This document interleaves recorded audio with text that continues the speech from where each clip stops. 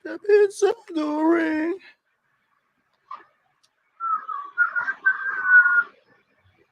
Step inside the ring. Making it. I don't even know the other part of it.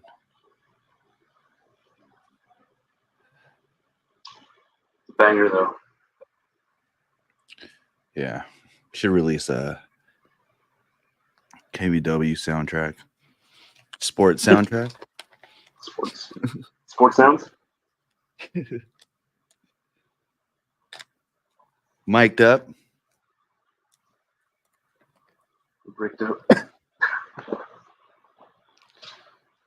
Yeah.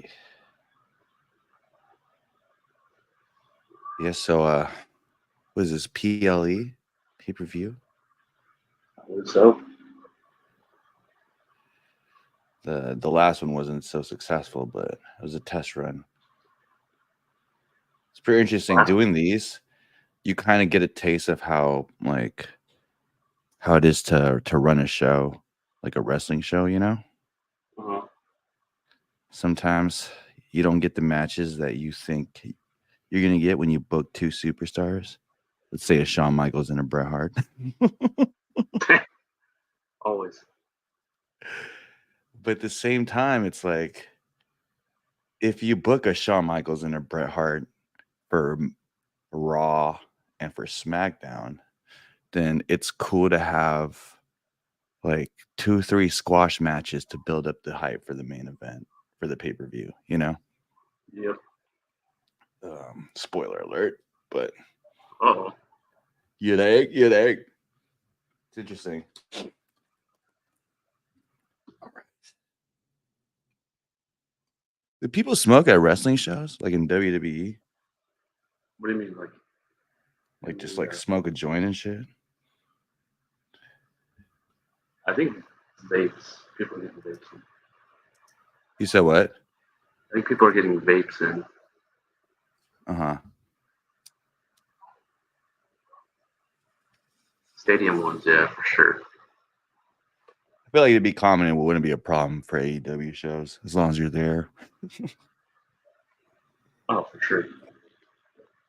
I heard they give you weed, dog. Bruh.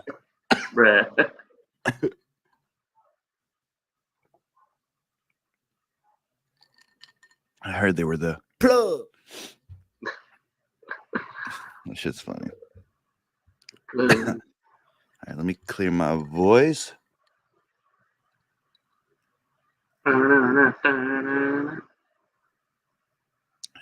Let me clear my throat.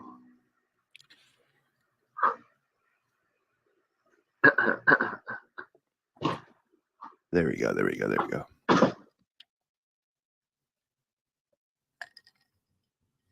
Shit. We good? Yeah. You ready? We good. All right. 3, 2, 1. Step inside the ring. Feel the adrenaline rush. Cage of iron will dreams turn to dust. Beneath the neon lights, we unleash the fury in this virtual cage. It's time to tell our story. The crowd roars with anticipation. Bites for our sense of form. This underground fight. We're rebels of the ring, breaking all the rules, beating our hearts out like one fools. Say Davido, KVW, KVW. In the heart of the cave, we fight for love. KVW, KVW. Where legends rise and dreams burn bright above.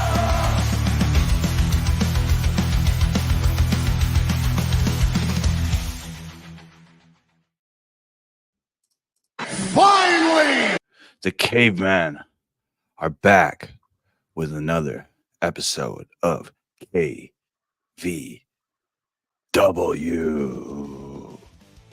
As you can see, we got Z and JRZY. Missing Danny.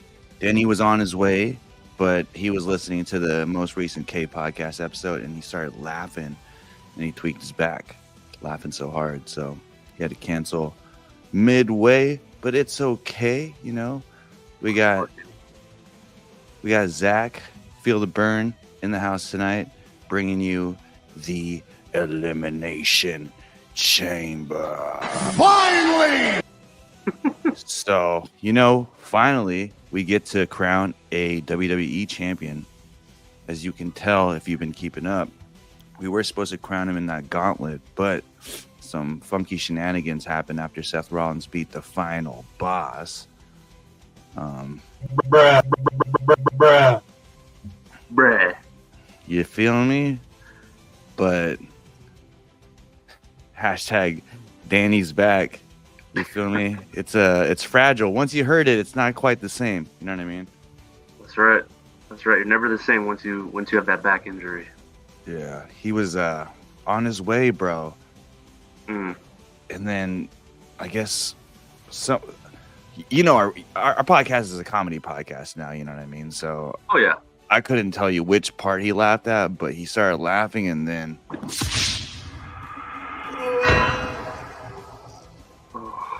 Brutal, Had dude. to- Absolutely brutal. had to cancel.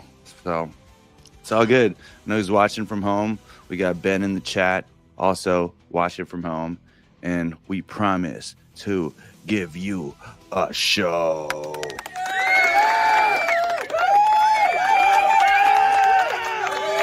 So let's bring up the lineup. At the same time, we did go off the rails the last episode because of Conan. Shout out to Conan. Shout out. Dude's everywhere. Yeah, bro. Done everything Literally. in this business, you know? Since he's in the podcast space, bro, like it'd be cool to get him on the show. Pretty sure he'd be like, "Hey, I invented this whole shit, bro." Yeah, he'd probably talk about how the cave was an idea he had. Yeah. He's like, I spelled it C4V3, but it C4 was like the bomb, you know, so I couldn't really say it when I was on the plane and shit. Yeah. And the energy drinks too. Yeah, C4? Yeah, good point. So let's see what's on the lineup tonight. We got Gunther versus Kenny Omega for the Intercontinental Champion. Notice we got the white IC title, and the Intercontinental title is actually something that I want to talk about. So we'll do a deep dive and talk about that because there's a lot to talk about. Oh yeah, brother. We got the Women's Elimination Chamber with Toni Storm, Bayley, Becky Lynch, Bianca Belair, Thunder Rosa, Rhea Ripley.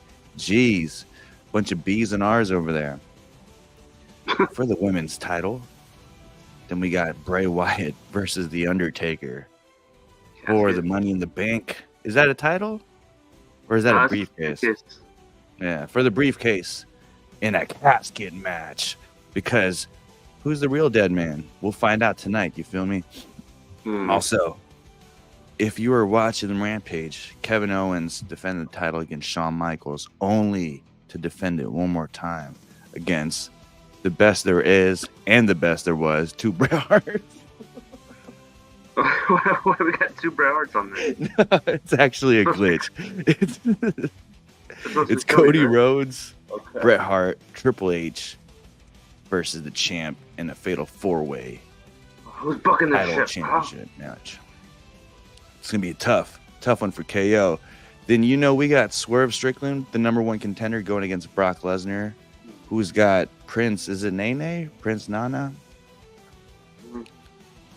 He's Prince not Nana. not influential enough for me to remember, but he's held hostage by Brock Lesnar ever since Brock Lesnar picked up the dub over Swerve. And finally, is this match really gonna happen, or is this a tease? Come on. We won't find out until the bell rings, I guess. We got Seth fucking Rollins, CM Drunk, The Rock, Stone Cold Steve Austin, Will Ospreay, mate, and the Tribal Chief. And, you know, our wrestling talk in the background. Also updates from the cave. What's up, Bender Bond, the chat? If you're watching this live, we're going to put the Discord link to join our community filled with crazy ass people like you and me 24/7. in the comments section. And if you're watching this later, you can find the link to that on our website, cave.com. That's K4V3.com.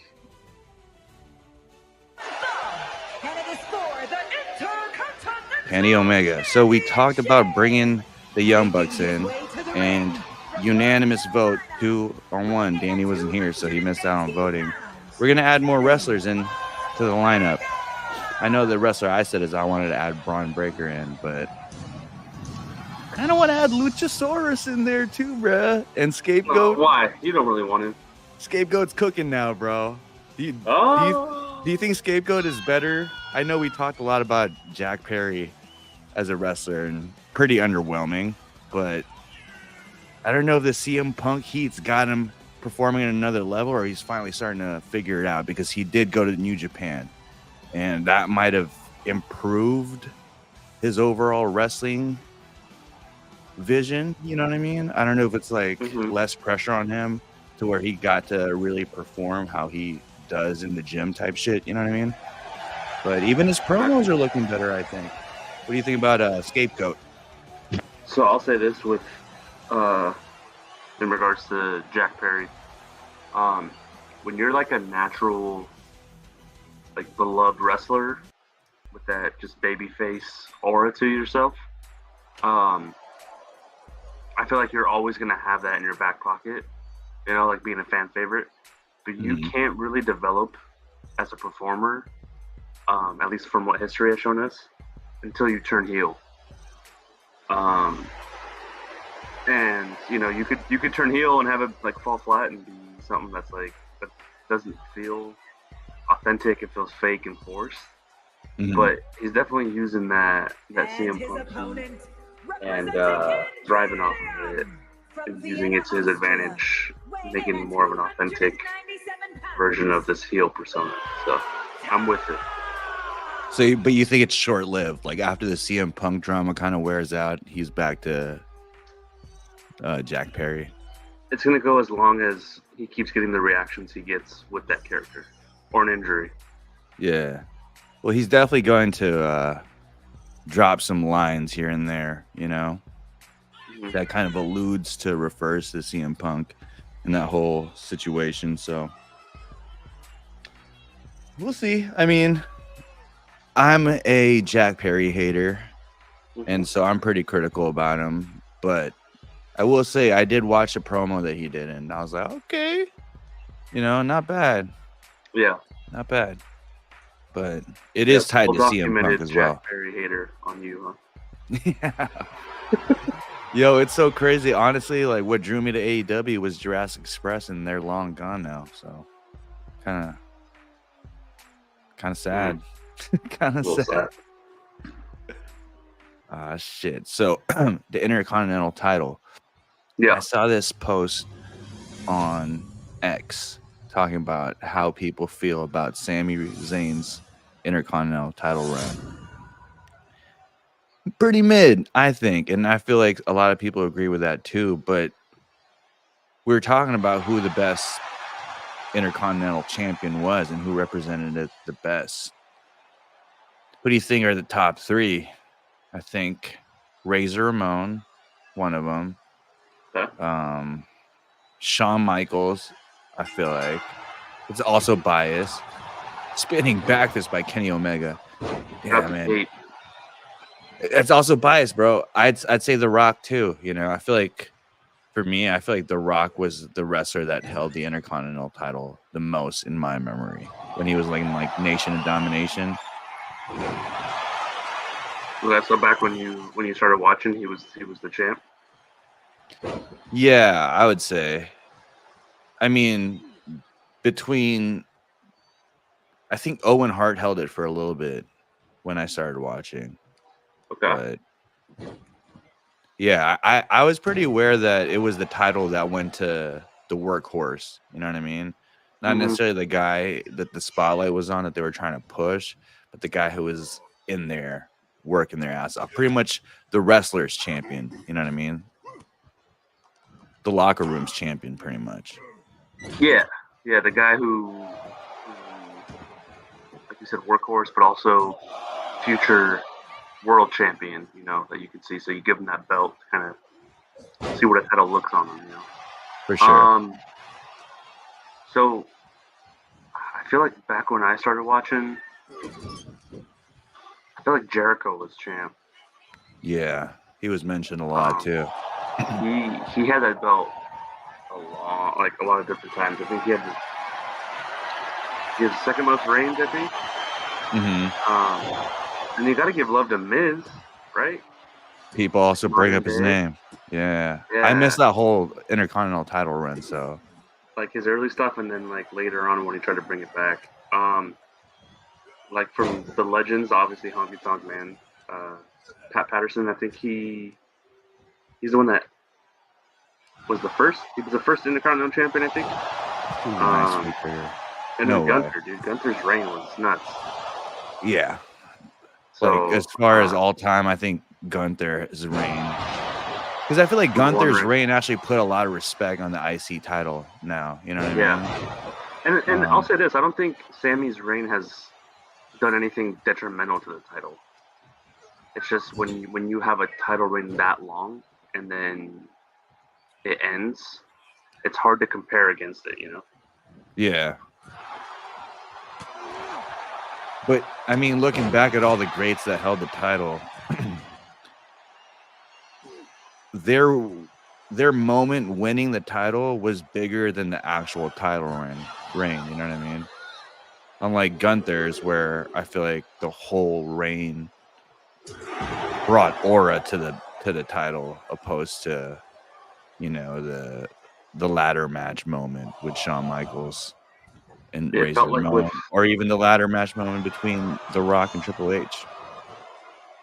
It felt like with his reign too, like when he won it, like when that match was announced, it was like, okay, here's Gunther getting the title, and then like each defense, each time that he had it and came out, it was like it gained more prestige, and we were like, okay, damn, they're really doing something with Gunther here with the title. Definitely brought that prestige back to it. Maybe even elevated it too. Well, since I'm the occult black magic guy, he did reign for 666 days, so that might be some black magic tied into that shit too. And if you like occult black magic tie-ins, I'm currently doing a Dragon Ball Z occult deep dive on Twitch. Pretty interesting, man. Did you follow Dragon Ball Z? What's that about?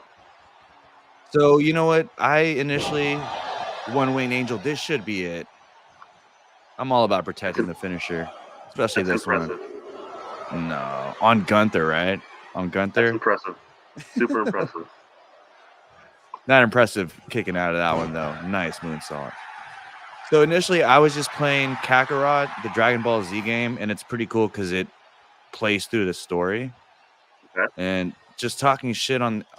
While playing the game, I'm like, dude, there's a lot of occult tie-ins to this game. First of all, Piccolo's a demon god, Tien has 3 eyes. And then I started doing research, and dude, there's a plethora of connections. I didn't even know the star of the Dragon Balls actually meant a certain chakra point, because I guess the Dragon Balls... This is a fame answer to me. I don't know what that's called to everybody else, but 7 Dragon Balls apparently refers to the 7 chakras, and the 7 chakras, when you align them, activates the Kundalini energy, which symbolizes a snake, which is also symbolized as a serpent or a dragon, Shenron, right? Okay. Apparently Goku. Oh, shit. Apparently, Goku is a symbol or an archetype for an ascended race of people that either got thrown over here or somehow got placed on Earth and had amnesia and forgot their true powers, because he came here and he got his head bonked or whatever and pretty much had amnesia. So I'm like, damn, there's a shit ton of fucking occult tie-ins, and I guess Mr. Popo is based off a I don't know if it's a Hindu deity, He's a Hindu Mhm. deity of time, which is crazy because he's the one that manages and guards the hyperbolic time chamber. Yeah. There's no way this is it. But it's crazy, bro. So where I'm currently on is where Trunks shows up from the future, and I get into the Android saga. Okay. And I'm That's currently when I started watching. making a connection between Jeffrey Epstein and Dr. Giraud. Bro, why are the androids named 16, 17, and 18, dog? I don't know. It's kind of... That's funny. Yeah, no. So my Dragon Ball Z knowledge is minimal. I got in late to the game. Everybody else, like all my friends that were watching it, were already way deep into it, and there was no like video on demand to be able to go back and watch the old episodes. So I kind of had to just wait on Toonami for them to replay in between seasons. But I remember the Android saga with the was it Hercule? Yeah. In the tournament. That's another thing. Mr. Satan, he's always taking credit, but he's a deceiver. It's kind of, you don't really... I mean, it's kind of out in plain sight. It's kind of seen as comedic, but it's written in there, weirdly enough. Yeah. And then I remember like the start of the Majin Buu saga. So like that was the time frame in which I watched. And then I kind of would go back and find like the Frieza stuff and Vegeta. And I think there's like fusions in there too, right? Like Trunks and Gohan. Yeah. Frieza is a pale shape-shifting humanoid, bro. I don't know. It's kind of weird. he calls Saiyans monkeys. It's kind of too close to home. Oh no! Damn, what a we got the V trigger. I hope this is it. What's Imperium doing? You better help your boy. Wow. Ball game. Intercontinental champion Kenny Omega. Wasn't he in WWE for a little bit? Didn't he play like a part? He had a couple of matches on like Velocity or something. Oh, when did he get busted open? What's that part? I have no idea. But yeah, he had a couple matches. The white IC title is pretty goated. Yeah. The yellow one was pretty cool, but only for a short amount of time. I wouldn't wear the yellow title throughout my whole reign, Nah, the white one's definitely the way to go. Yeah. All right, this is a banger. I'm glad we added the female talent to the roster. Yeah. God, look at that match. That would be insane, dude. I wanted to add more AEW females, but I mean, it's not really a deep bucket, right? Mercedes, Britt Baker. What are your thoughts on Britt Baker?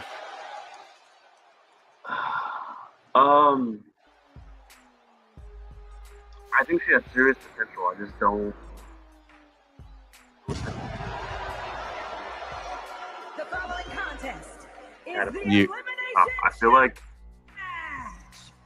they kept trying to bring in outside women, but they never like worked well with her for some reason, or she just got hurt, so she never had a chance to stack some dubs. Performances against the talent that they brought in. It seemed like the only one she had real good chemistry with was Thunder Rosa. Yeah. But didn't her and Thunder Rosa have some kind of beef going on between each other? That's where my knowledge of the timeline of Britt Baker, like what's been going on. I feel like she's just hurt, right, all the time. Yeah. Well, they just don't have anything for her to do. I think she's more ready than Jade Cargill. But I don't like the DMD gimmick. I think that shit's kind of corny. Yeah, kind of corny to me. DMD. It's very Adam Cole baby-ish, but not quite it, I mean, that would make sense right there. A couple.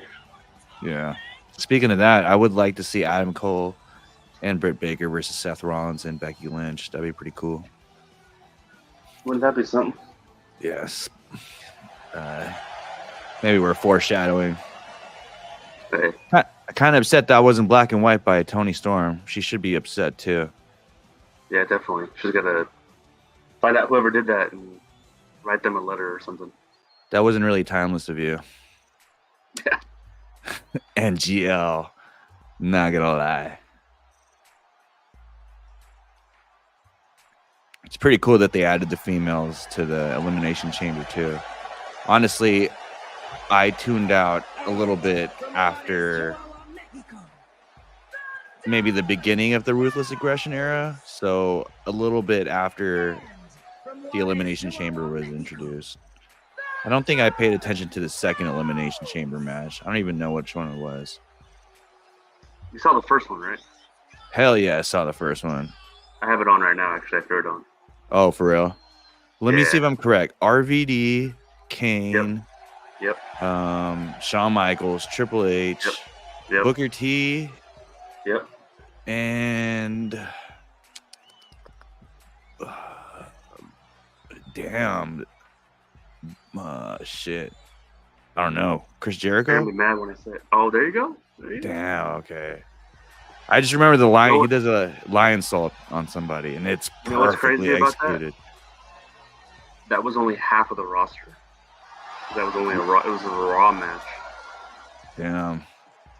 Well, yeah, they were cooking with Brock Lesnar on the other side with Big Show. That I think was Big Show's Yeah. peak in WWE. Working with Big Show or working with Brock. Yeah. You don't think him laying on the coffin, his dad's coffin, when Big Boss Man driving away? You don't think that was peak Big Show? Was that a little bit before Brock Lesnar? Like a little bit of that was Attitude a Era? lot. That was a lot. Yeah. That was. I don't remember that. It's not too clear to me. You remember Boss Man doing that?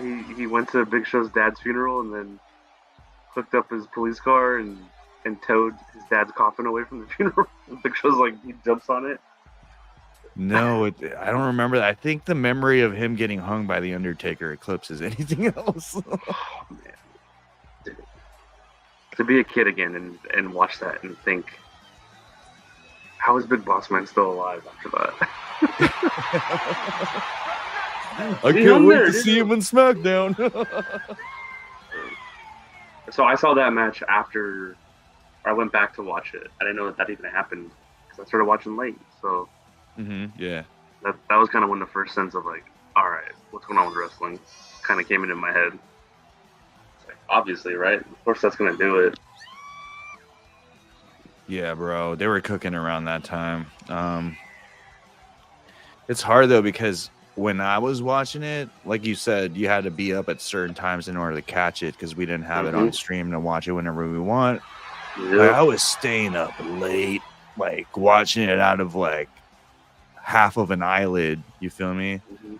And I had school the next day, so I was literally Yeah, like in hypnosis state watching Undertaker cast spells on the audience and crucify Stone Cold, bro. Yeah, dude. We It's had a kind of rough scary. It's kind of scary, low key. And there is something there, man. Could do a cult WWE deep dive too. Definitely a lot in there. 'Cause NWO There's a lot of too. sus things that have happened in wrestling and in the history of it. So there's probably a lot there to touch on. For sure.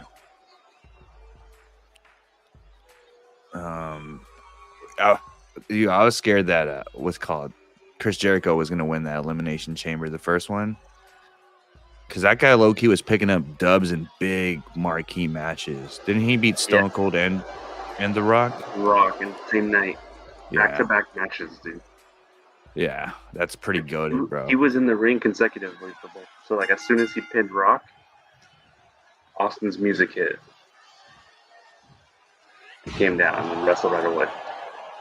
That's a lot of bragging rights at the time, and being the WCW guy, you know, you always Honestly, thought it bro, would be Sting or Goldberg that would have that in their resume, but Chris Jericho.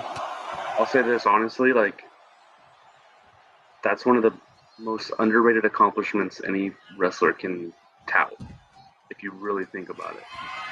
For sure. Like, I don't know if anybody else has pinned two superstars of that magnitude on the same night, to win the greatest prize in pro wrestling. Yeah, bro. And it's the two names, Stone Cold Yes. and The Rock. Arguably the two most popular names in wrestling history. And Vince said, "God damn it, Jericho's doing it tonight." Well, knowing what all went down, there's probably some sus shit that granted Jericho that privilege. He was probably on the list. Possibly.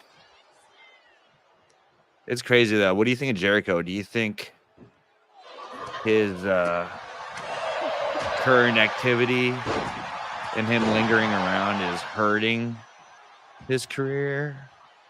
Or whatever, just have fun type shit. You know what I mean? Yeah, he's one of those rare guys that has done so much that it's going to be really hard to, like, diminish his career. You'd have to have, like, a really big controversy or something to, like, take him out, I guess. It's weird because, well, I can't speak for Triple H and Shawn Michaels, but I feel like they've accepted their role as,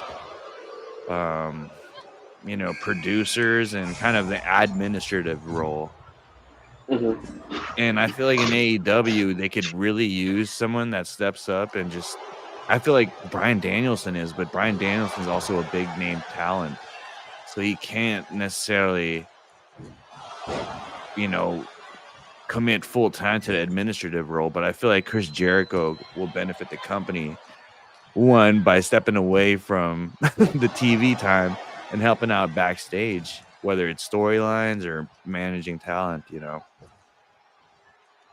I feel like he's doing a lot of that as it is. Mm-hmm. The one thing I want him to stop doing is commentating. I'm not yeah. Sure. I don't know if he's still doing it or not, but. But yo, I'll take him commentating over like having promos and having main event matches. That's fair. It's just tired.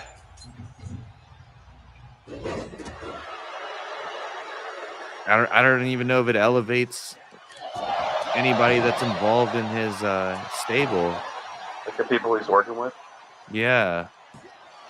Like, it's crazy that Danny Magic is actually, I feel like, gaining momentum now, and he had left already, and I feel like it happened once he left. Daniel Garcia elevated up. I don't know what's popping with Sammy Guevara right now, but I think I just saw he was back or something, or he showed up recently. yeah. But he definitely, I don't know, he's not worked. Like, his relationship with Jericho didn't end up falling flat. Mm-hmm. Miz, or not Miz. I haven't done that in a long time. MJF, he's the one that, when they had that musical thing, like that segment, like, it was like, what the fuck? This is nuts. But he seems to be like the biggest one that has benefited from his time with Jericho. I don't even remember his time with Jericho. It was actually pretty strong. That might have been like the last really good thing that Jericho did was working with MJF in AEW. Uh-huh. I think. To me, that's the most memorable. Like, the last memorable thing that he did. And that led to that Blood and Guts match. I think the one that Jericho fell off the top. Yeah, I don't know. He's too big to fail. He's one of those. Well, yeah, but at the same time, you want to. I don't know if I brought this up previously, but I feel like you want to quit on your terms, opposed to something happening to where now I'm physically, not even able to perform anymore, and I have to retire. Like Ric Flair? Isn't that full still wrestling? He did last year, Yeah, he signed with AEW, right? Just to help out Sting's farewell tour or whatever. yeah, I think so. And that woo energy and the the wings, the woo wings. Yeah, he did gain a little bit of momentum because for some reason he popped off with a lot of comedians that were looking up to him, and he did a lot of podcasts. And then from there, I feel like he got a lot of like guest appearances to some events and shit, and then signed him to AEW. I'm sure he was on some shows too. But that guy's way too old, bro. Even when he was young, that motherfucker looked old. You feel me? Yeah, he escorted Triple H out to this match. He still looked pretty good, but it definitely looked old. And this was 02, Yeah. which was damn 22 years ago, bro.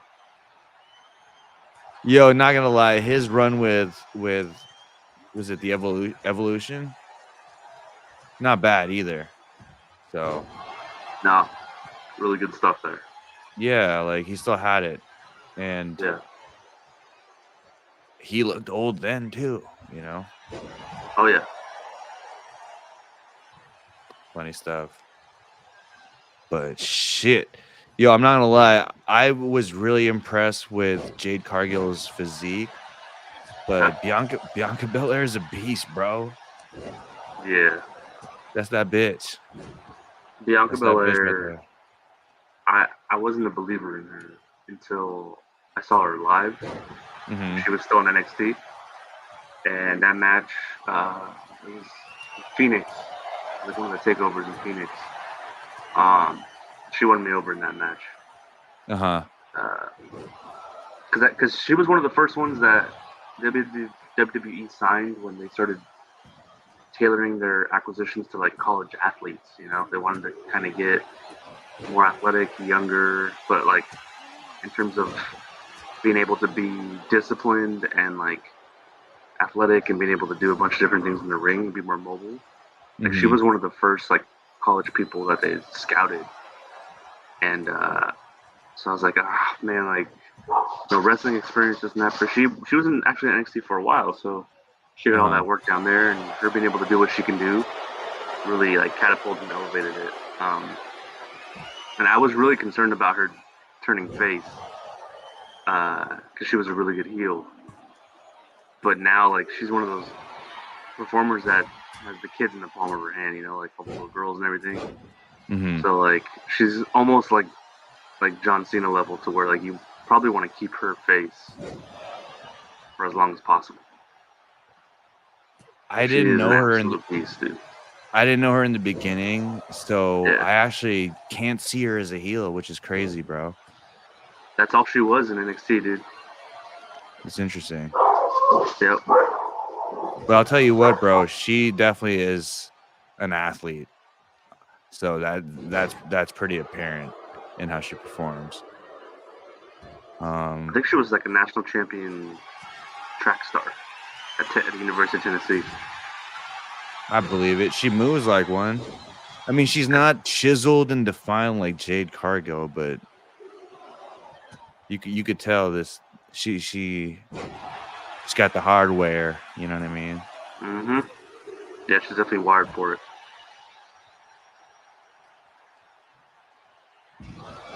Probably the strongest one in the ring right now. Yeah, her Rhea. Huh? Oh yeah, Rhea too. So what's the extent of Rhea's injury? Is it a back injury? Yo, Buddy's Shoulder. hurt too, right? Yeah, Buddy just got hurt, I think. Rhea. So I think it was after WrestleMania, right after, or like a week or two after. Liv, they had like a backstage altercation, Uh-huh. and she like threw Rhea into like a wall, like backstage, like one of the like the arena walls or whatever. I think Rhea like just turned too much or too much power behind Liv's throw and jammed her shoulder against the wall, and I think it dislocated it. Damn, I'm obviously gonna be a mark, but do you think that shit's legit? There was speculation about it because it was Liv that caused it, and Rhea Yeah, was the one that injured Liv. So, I still don't think it was purposeful. I feel like nowadays, like maybe like 15 years ago, probably that was I would have probably said that was purposeful. But there's too much nowadays like goodwill between the superstars. I think there's no more of that backstage beef and drama that we've always been referencing. I Especially when it agree. comes to Brett and Shawn, like that's the most famous one. But nah, I don't think it was purposeful. Not purposeful, but do you think that Rhea Ripley's just taking a break?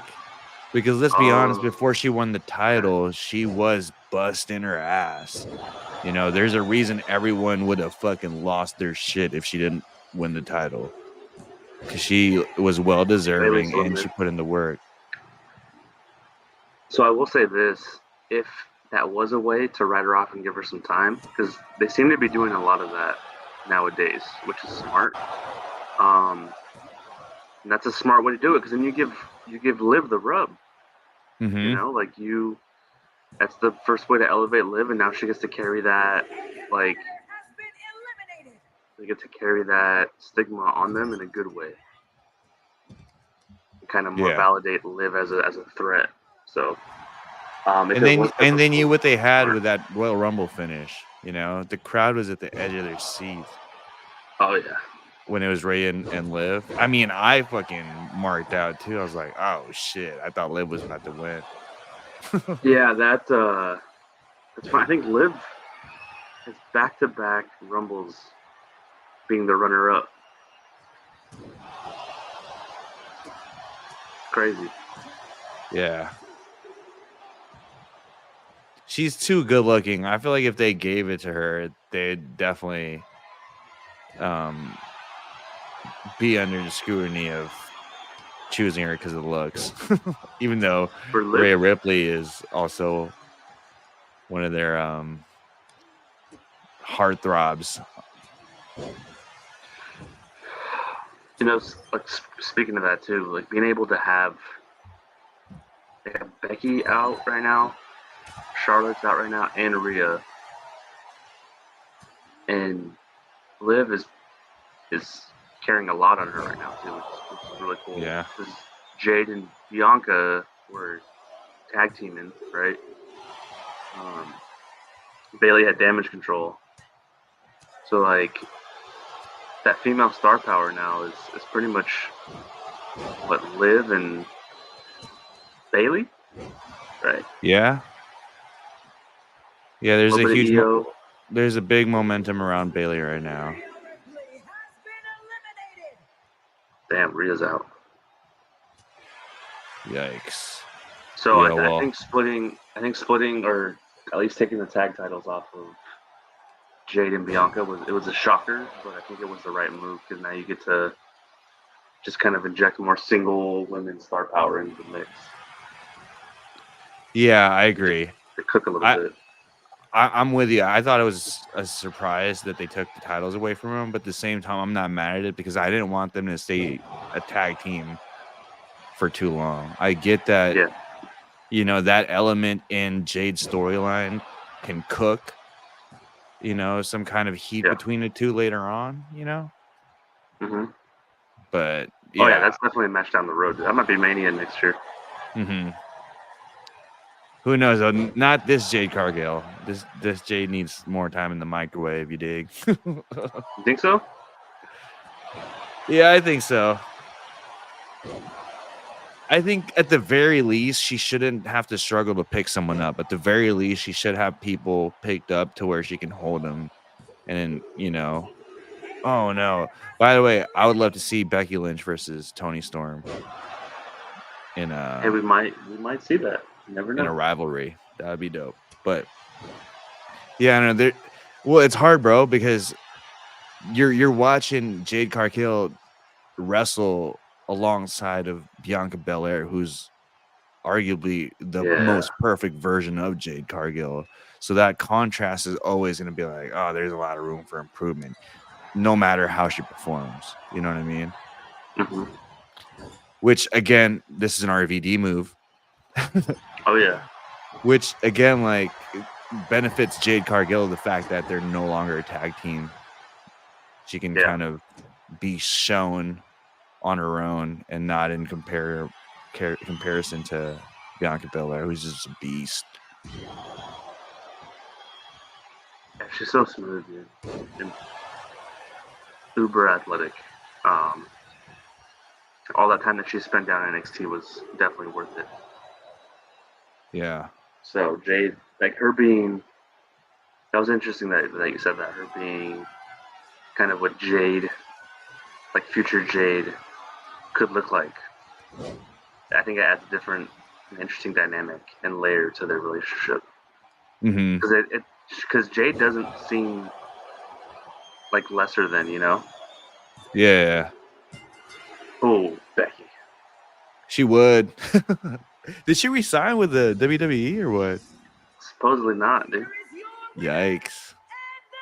Yeah, that's what I was saying. We might see that. We might see Becky and Tony.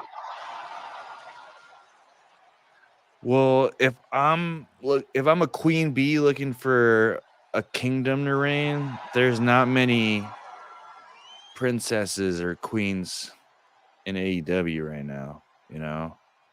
Mercedes Moné is probably the biggest name, but even her, she's already done that. But she's underwhelming right now in AEW, you know. It's not like she's owning that brand, really. Yeah. Toni Storm is owning it more than her, I feel. And like I said, Becky Lynch, Toni Storm would be fucking banger.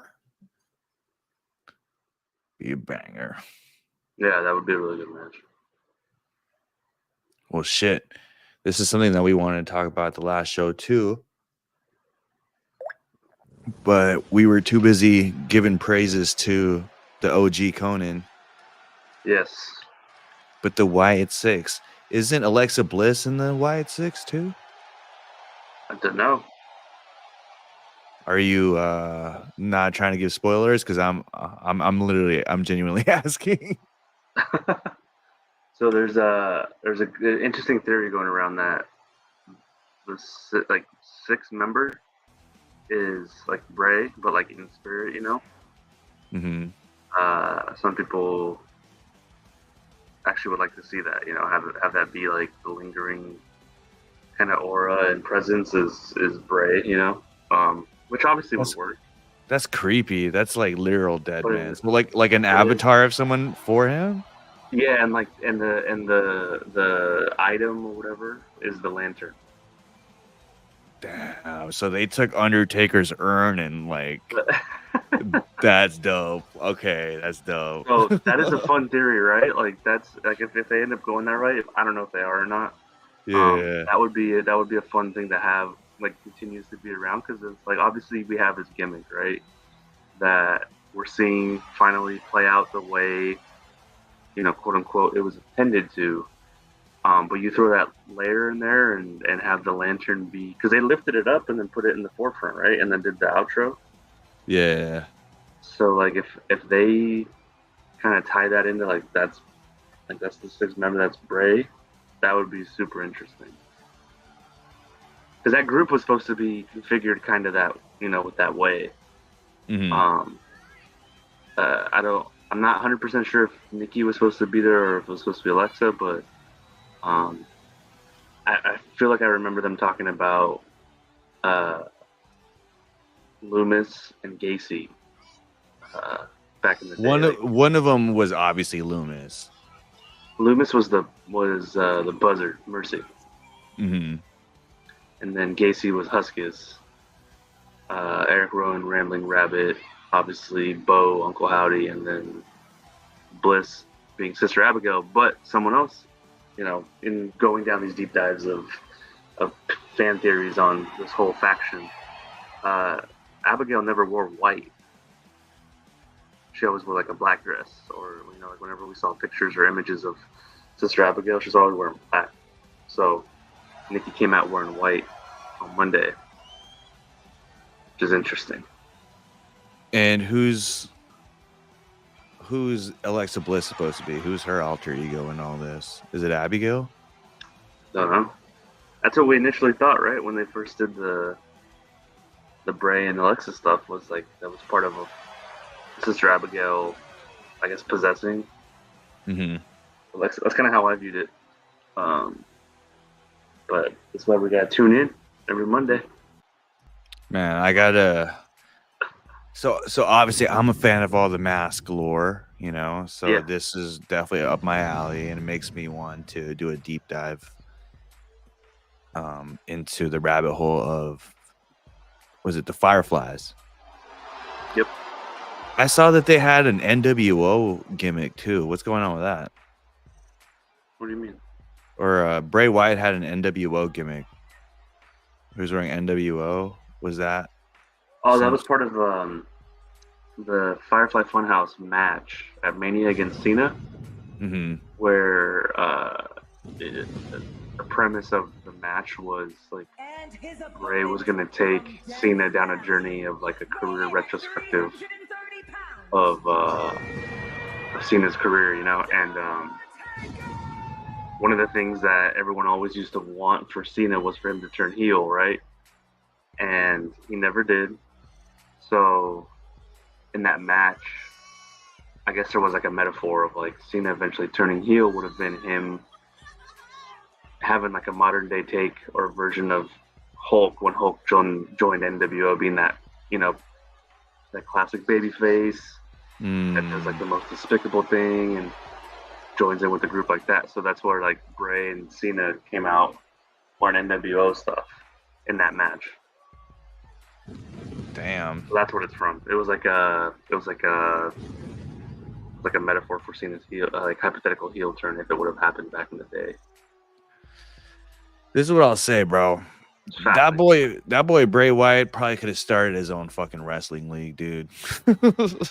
Yes, 100%. Like some fucking horror wrestling league or whatever. Yeah, That dude had way too many ideas for one gimmick, obviously, you know. he would have been great for like Lucha Underground.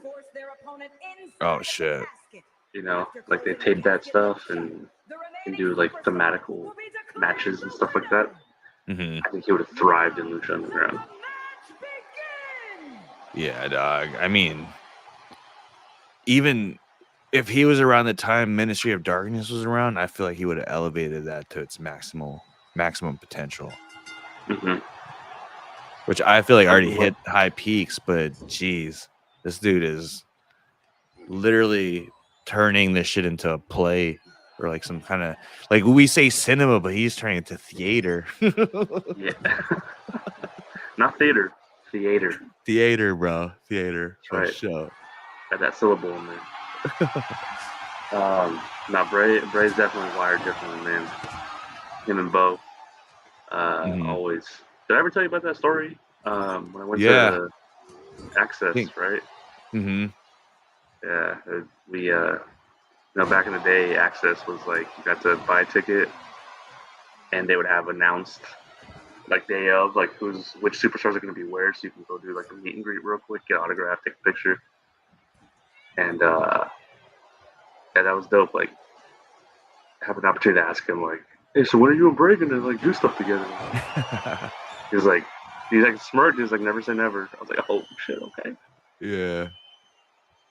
So it was cool to see them together for the brief stint, and then now Bo's taking it on. So obviously everyone has their concerns about like, oh, what happens when the bell rings? Like, how are they gonna keep the shtick going and the the kayfabe alive with their characters? It's like, let's worry about that a little later. Let's enjoy what we have right now and get to experience a little bit more of the Wyatt lore that we thought probably could have been done for good. It's crazy that they're still going with it, Like, yeah, I didn't think they were, dude. Honestly, I hate when they do this in AEW, bro. Oh man, The continuous pounding of the heads and shit. That's some Britt Baker shit, bro. I feel like she does that way too often. But man, like I'm not even aware of the whole Fiend, gimmick of Bray Wyatt, but I definitely am curious about that character and want to see him against like Kane, Mankind, those archetypes. I feel like he fits in that genre of wrestlers. Oh yeah. Oh, Dark Magic pop out of nowhere. I love the facial expression on Bray on that too. That was dope. Who was stronger? Was the Fiend like OP strong? Was he like Kane strong or what? Probably stronger than Kane. Damn, for real? Yeah, probably. Like that's how they kind of built it. Damn, more power to the tribal chief. Yeah, right. That's what's up, bro. People forget. Man, like I said, I am not a fan of these motherfucking kendo sticks. But tombstone on the motherfucking kendo stick. Shit. Yeah, my dude was holding a vape in the crowd right there. That's funny. Is he really? That was a glitch, but it looked funny. Can't tell him like through his fingers. Should have modded it.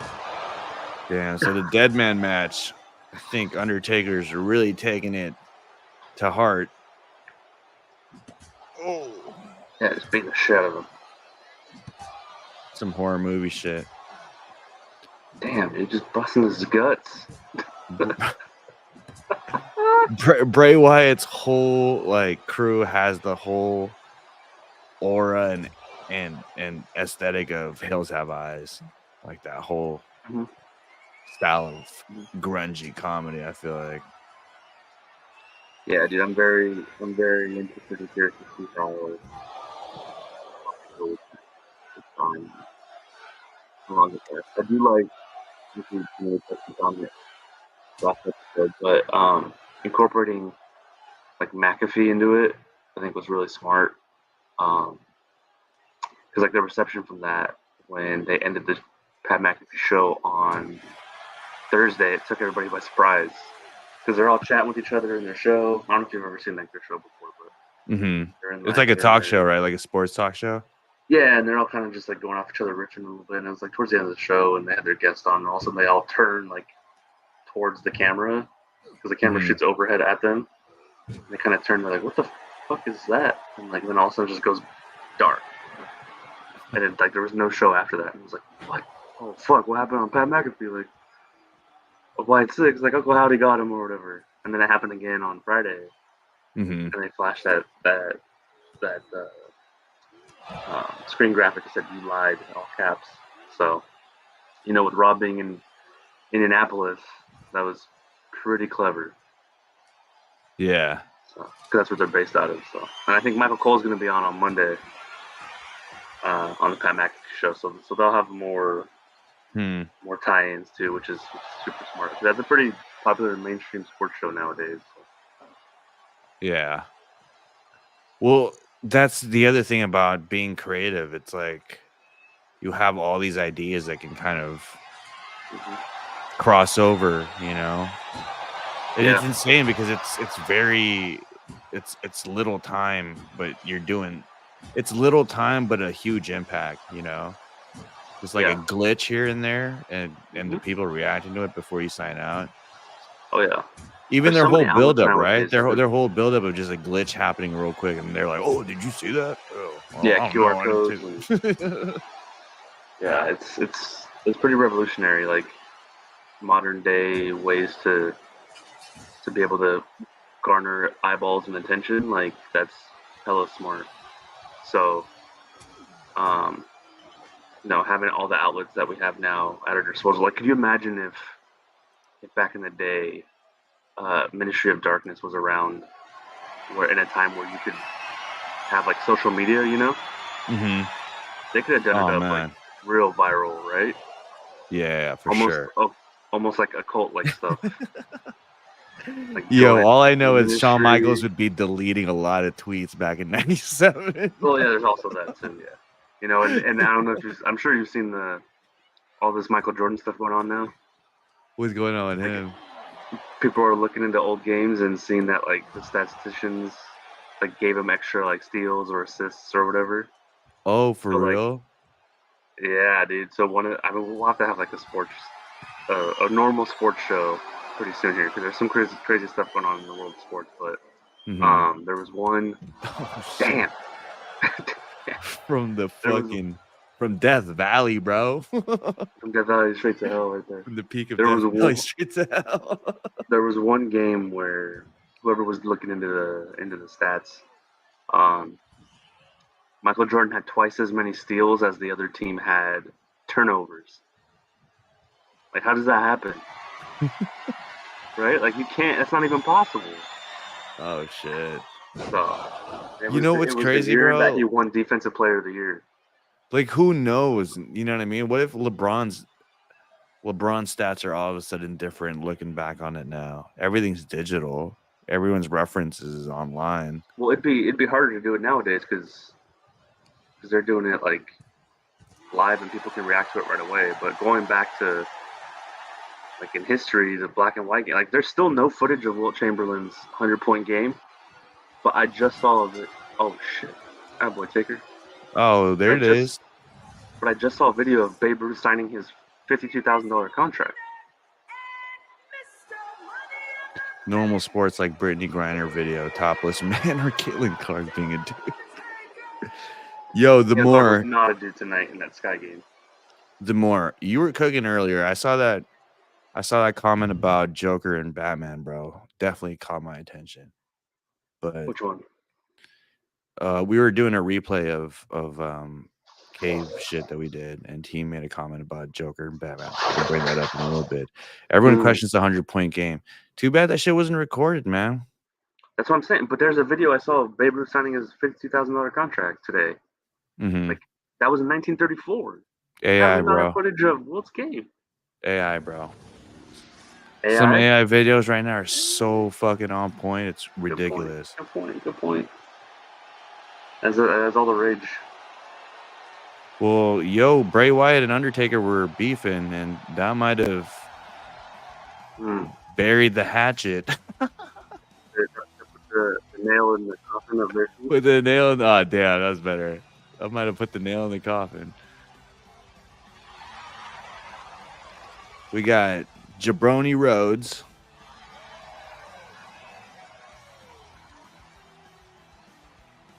My guess is that Bambino was Native American. Yeah, there's some talk about that. I have heard that theory before. Oh, really? Why were they saying he was African American or what? Well, that he wasn't 100% white, I think, was the gist of it. Damn, they just claimed him based on like facial features or whatever evidence that we have of him. Mm-hmm. Seeing that video is nuts. I mean, if it is AI, that's pretty good AI. Did you post it on Twitter or something? I'm gonna check it out. But I did see one of the first replies to it was like, "We got 12 hours for someone to put a Wilt Chamberlain 100-point game footage." 12 hours. Damn. That'd be good to put on your list as far as things to do when you go back in time. Record that shit in color. Babe used to go to colored bars. Yeah, he frequented them. You think he was just going to them because he was an athlete, so he got a pass kind of shit, you know? Who knows? I'm about to send you this picture right here. Where are you sending here's the video. I'm going to send it to you direct to the Cave account. All right. On X? Yeah. On X, yeah. Follow us on X at the Cave. That's at the K4V3. Okay.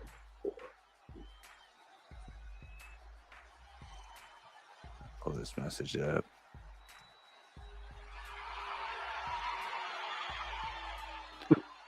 $52,000 contract in 1934. All right. I think the other, I think the picture I sent you was someone photoshopped him sitting in the colors only section. But that was funny, like with the timing of what we're chatting about right here. You're talking about the second one, right? Yeah, the one of him sitting in the stands. The colored one. Yeah, supposedly that was him sitting in the colors only section back in the day. It's hilarious. God, real crazy to think about those times, dude. Well, shit. I know this is KVW, but even that, bro, let's say he did sign a contract and let's say it was an AI. The fact that they're able to reproduce AI videos to kind of make factual things seem a little less factual means that they can also do that with history. You know what I mean? As far as stats go, be like, oh, look, Michael Jordan did get a bunch of steals. So it's hard now. It goes back to what we were talking about like, because, you know, when we do our Bible study, it's like, hey, we should really have our own actual physical copy of the Bible, just because if you go with a digital copy, then who knows if people are changing that too. And a lot of times people don't even have books anymore. People will have PDFs or online resources.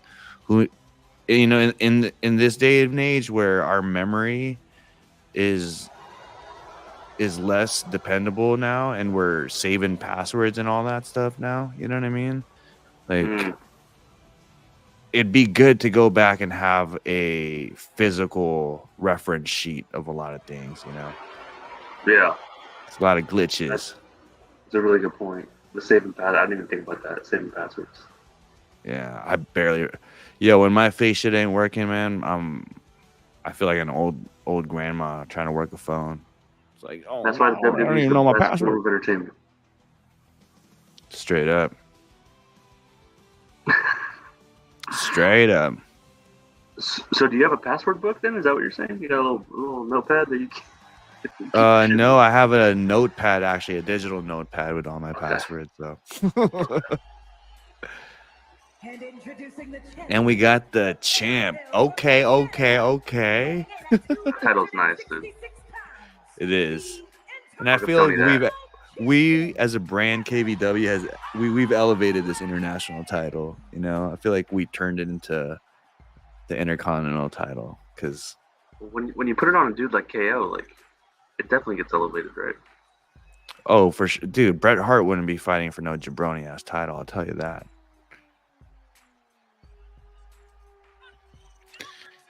Yo, the more 76, it is all WWE, which is why we're all KVW fans and wrestling fans over here.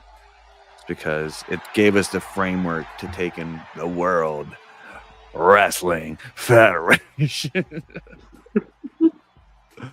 But yeah, man, one of your talking points is Elimination Chamber. Should it be a PLE or go back to being a special attraction?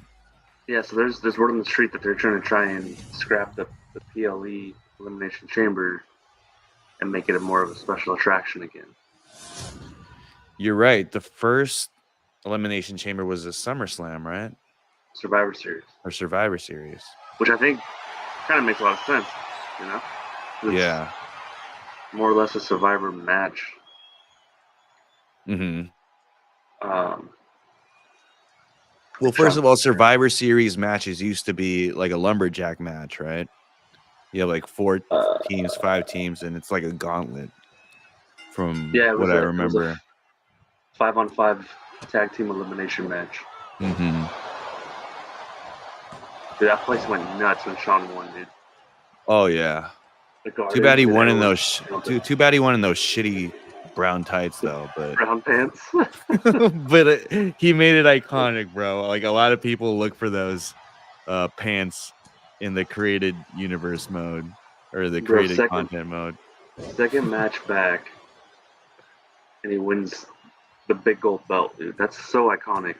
Looking back on that now, yeah, the belt that like Flair and you know, all the old legends made famous, WCW obviously, and Sean holds it. To me, that's Goldberg's belt. That's Goldberg's belt to you? It's always funny Yeah, to me. I have to say. But yeah, iconic for show. You know whose belt that wasn't though? Bret Hart's. Did he hold that belt? Was he a I don't champion? know. I'm just fucking shit talking. Let's see. Sorry. Was Can't help Bret myself. Hart a WCW champion? I don't think he was. Yes, he was. But how long? Who was? Yeah. He held several titles. I'm sure he did. I feel like Bret Hart would be one of those wrestlers, like, you know why he's coming to the office. So it's almost like, oh man, here he goes. I'm about to hear it right now, you know? Oh, hey, is Sean the greatest at like hitting a finishing move or hitting a move and then going straight into a pin?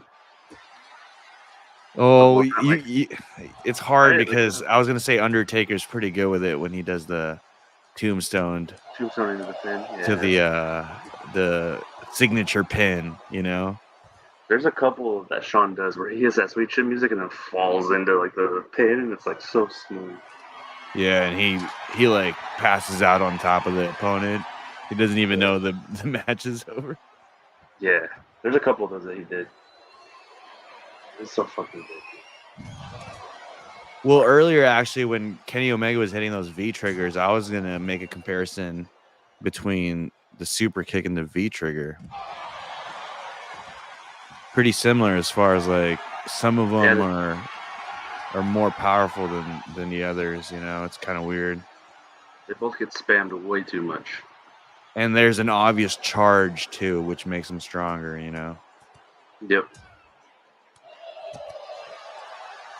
But going back to the question of Elimination Chamber, Yeah. I feel the same way about War Games. I don't think War Games should be a PLE. I think it should be saved for certain rivalries. Same with the Elimination Chamber. Okay. I think certain situations call for it. Same with I Quit matches. You know what I mean? Like, yeah. I Quit matches are hard to do. mm-hmm. But if there was a scenario sort of like Royal Rumble where it called for, you know, an Elimination Chamber type event to establish something annually, whether it's like the #1 contender type shit, you know, then I see it as a PLE. But I think it's more effective and it hits more if you save it for like certain scenarios or certain rivalries, you know. Yeah. I definitely think getting rid of the Hell in a Cell pay-per-view PLE was smart. I never liked that, to be honest. Because then you're almost foreshadowing the end of a feud like a year ahead of time. You know what I'm saying? Like, yeah. Oh, Hell in a Cell's coming up, so that's going to be where they finish their feud. Like, kind of I was takes gonna away say from, like, the unpredictability of this stuff. Same with War Games. It's like, oh man, these guys are probably gonna team up now, you know? Oh, Bloodline? Yeah, Bloodline for sure. Yeah. Oh shit. So we got 2 Americans and 2 Canadians. Arguably the same archetype. You got a babyface Canadian and a babyface American versus a dirty, scrappy American and a dirty, scrappy Canadian. That's a good point. So the same thing we were talking about with Jungle Boy, I think Cody Rhodes still suffers from that same thing. Can you see Cody Rhodes as a heel? I feel like he tried to go kind of heel against AJ Styles in that I Quit match, but nobody bought it, bro. Yeah, no, he's gonna go. Everyone's calling it now, like Homelander Cody, where he's gonna be just like too good. When he starts wearing suits again, like that's gonna be you'll know like when he's like wearing suits more often than I guess he's doing it obviously often now. It's hard though because he's at a babyface level that I didn't think he'd be able to reach. You know, when he came back, I didn't think he was gonna be this beloved, dude. Like it's kind of crazy. I hate Cody Rhodes, but he's hitting like 95, 96 Shawn Michaels type babyface. You know, he's hitting like he is over, bro. He's hitting like Hulk Hogan almost, dude. He's up there. And it's definitely a and like signature run. Cena mid 2000s, but if he kept getting cheered, you know, like because people were already getting over him when he won the title in LA at Mania 21. Like people popped for it because it was like his coronation as like being the champ, and he was like the most over gimmick in the company, and yada yada yada. But like shortly after that, like he started getting booed. So Cody's at that level where like if Cena never started getting booed, it's pretty nuts to think about. The thing about Cena though is his style could shift to heel by still being himself, you know. Same with Bret Hart. When he was heel, he was Canadian himself, which was heel to Americans. I don't see Cody's style being an easy transition to becoming heel, you know. Like, yeah, the Homelander Cody is something to aim for, but can he hit that? You know, can he hit that role the way we want him to? What do you think about the I Quit match, first of all, bro? I mean, up until the finish, I thought it was pretty solid. It's hard to have these finishes in I Quit matches nowadays. We've pretty much seen it all, right? Yeah. So, I always like the idea behind them, and then you got to give me a creative finish, though. The thing about seeing it all is you're right, but sometimes it's cool to see them kind of pay tribute to old finishes. I would have liked to see AJ Styles pass out on some Bret Hart Stone Cold shit where, you know what I mean, it just ends that way. Or even Cody. That would have been interesting. If Cody just passed out type shit? Yeah. That would have been cool. But think about this, bro. Imagine if AJ Styles was handcuffed and Cody just kept beating his head in with a fucking chair. Like, that would have built up the heel Cody, I think, more than what he did. I felt like that was like, I'm going to do the act, but I'm going to still kind of do it in a babyface manner. But aggressive babyface style. Good point. Yeah.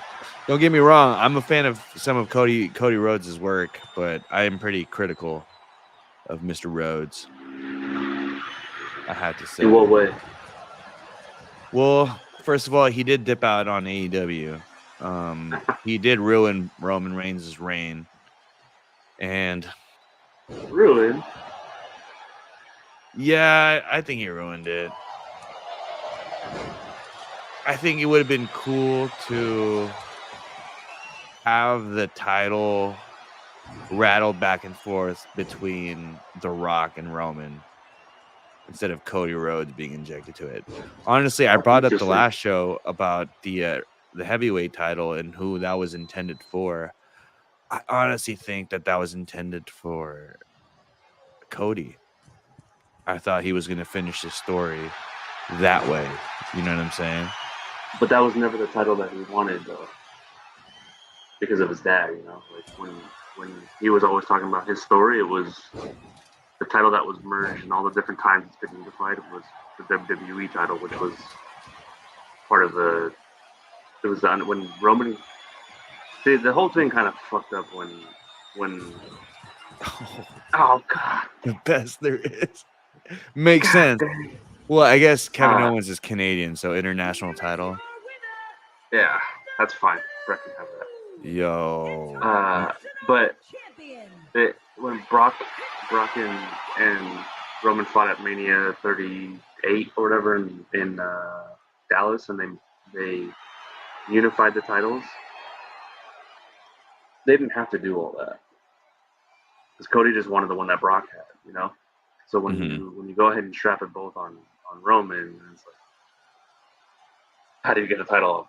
They could have just split them, you know. They could have just had, like, he could have had a match against someone and it was for only one of the titles instead of both. But that never happened. Yeah, I don't know. It's honestly, bro, I don't know if it's just me, but seeing Roman with just one title isn't it, bro? I'm having to when he would like flap those things around. Yeah, dog. No, pause. And is it too much to ask? Even the 2 titles isn't enough. I need the Usos behind me with their own titles too. 2 titles each. Like, are we ever gonna have that again, bro? Like, Ooh, probably not. who is it? I think the Judgment Day are trying to do that. Who are the tag team champions right now? For Raw, It's split now, right? It's not yeah. one tag team that has both titles now. No, it's R-Truth and Miz, and then Austin Theory and Grayson Waller. That's random. Lost the aura in before. You know what that tells me, bro? It's up in the air for the fucking Tonga brothers to swoop up. That might be what puts them over the edge. As Yeah. a faction, the new bloodline is getting them all hardware, you know? Mm-hmm. I mean, think about it. The Rock does not want this bloodline versus bloodline to be not peak bloodline versus peak bloodline, you know? I feel like if the new bloodline had all the titles that the old bloodline have going into War Games, that's going to be some shit, I think. That'd be a sick visual. Yep. They got what is Survivor Series?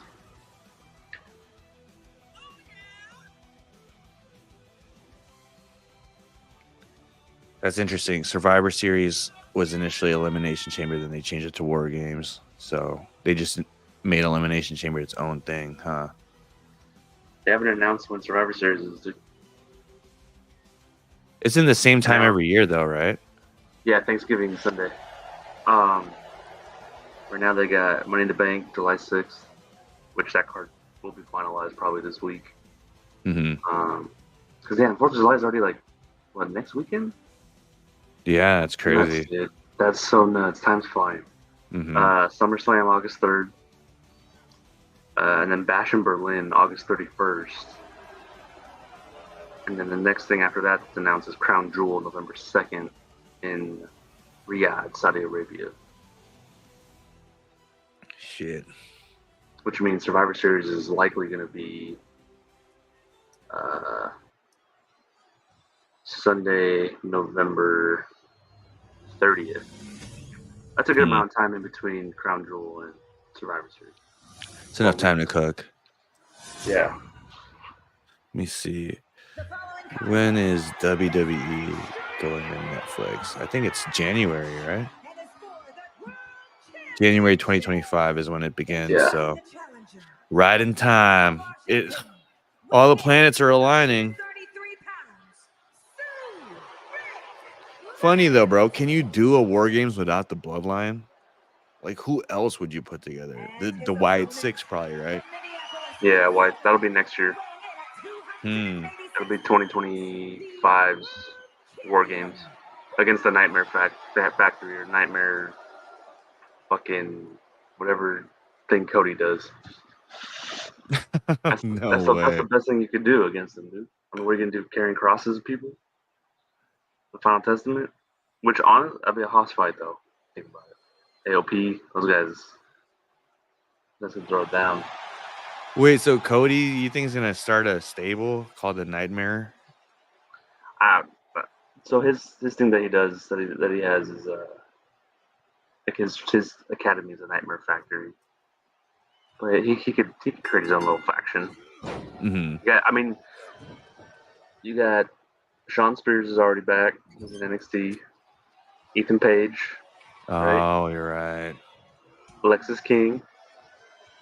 Supposedly Ricky Starks is coming. Yeah, I mean, why keep him in AEW if he doesn't want to be there, and he obviously wants to go to WWE? Why keep a talent like that and not have him? Holy shit!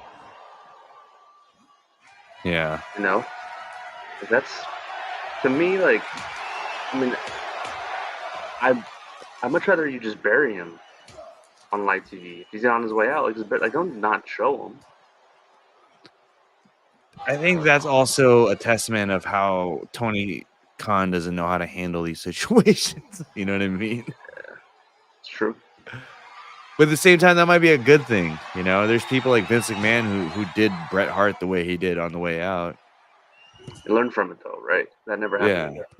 So Because doing it like this also leaves a door open. You don't burn bridges, so yeah, you that's can true. you could potentially have a more polished Ricky Starr come back from the dub. Yeah. Do you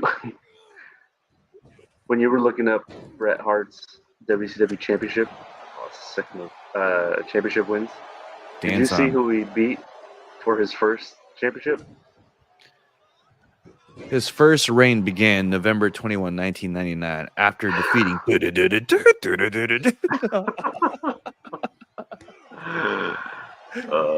the WCW Mayhem pay-per-view. Oh, you are? Yeah, I threw it on. And then his second reign started December 20th, 1999, when he defeated Goldberg at the Starrcade pay-per-view. So, also, on our Cave Sports Twitter, we are going to start a thread of matches you should watch, recommended by the Caveman. So, there'll be some matches I suggest. There'll be some matches that Zach suggests. Proper probably will have some matches. Daniel will probably have some matches. And it's going to range from WWE, WCW, AEW, TNA, all that shit. Even the local brands, because J2, his Iron Man match, I still think is one of the best Iron Man matches I've ever seen. So, it'll be interesting. Spoiler, be on the lookout for that. A lot of Conan matches. God. We don't co-sign Danny's picks, but I heard Conan started the recommended wrestling threads, actually. So, shout out to Conan. That was his idea. Yeah, makes sense. Makes sense. He's got a mind about the business like no other, dude. Yeah, low key. You know that theory of all ideas are not original ideas and they're really being thought by one like entity? Yeah, I've heard that. I think that entity's Conan, bro. It's like the fucking you seen the Barbie movie? I haven't, dude. Oh, dude, highly recommend the Barbie movie. Really? Yeah. No homo. It's not even gay. Like any dudes, any dudes that have seen the Barbie movie know what's up, bro. Okay. They know what's up, so you should definitely check it out. No, but I heard Conan told Stan Lee that he should create a character that like you see all different like timelines and realities and call him the Watcher, because like Conan, that's how Conan talked about wrestling. No, bro. I heard Stan Lee drew the Watcher based on seeing Conan. That's why he's bald. Oh, yeah. He's got a big head. There's like a caricature of Conan. That's a good one. Oh man. Conan would have probably taken Brock Lesnar, bro. Straight up. What's his name? The Tequila Sunrise, right? I think so. Okay. The Tequila Sunrise looks like a elementary version of the sharpshooter. If he's saying he taught Bret Hart the sharpshooter because he showed him the Tequila Sunrise and Bret Hart in turn made his own variation of it, that ain't it, bro. That's not enough grounds to say that you taught him that move. I gotta look this up. It's a funny story, dude. It's always funny to hear when wrestlers are like, "Oh yeah, I taught him that," or "I'm the reason why that happened." Yo, so Google, who taught Bret Hart the sharpshooter? Conan. In Hart's autobiography, he noted that prior to his first major singles match, Pat Patterson asked if he could do the move, which he was familiar with from Japan but did not know how to execute. Hart revealed that the only person in the locker room who knew how to execute the move was Conan, who taught it to Hart. I guess it must be true, dude. So remember what I said about keeping physical references because the internet could be glitched? Like shit like that, you know what I mean? That feels glitched to you? I'm just kidding. Shout out to Conan, man. Maybe he did. All jokes aside, Conan did have one of the best Hall of Fame speeches of all time. Oh, really? I haven't With heard Ray, it. yeah. When he introduced Ray, it was legit, dude. Wasn't he in a crew called the Filthy Animals with Billy Kidman, Yeah, Rey Mysterio, and Conan? I vaguely remember that. That's when I was starting to watch wrestling. Shit. There's one thing you don't want to have happen in a wrestling match is get hit with the sledgehammer that Brock Lesnar's wielding. Oh, you don't want to hit Brock Lesnar by accident and then take a receipt with him with a sledgehammer. Yeah. It's so interesting, bro. Like, if looking back on it now, like the way Triple H hits people with a sledgehammer, where he's really careful and he's holding the head of the hammer. Yeah.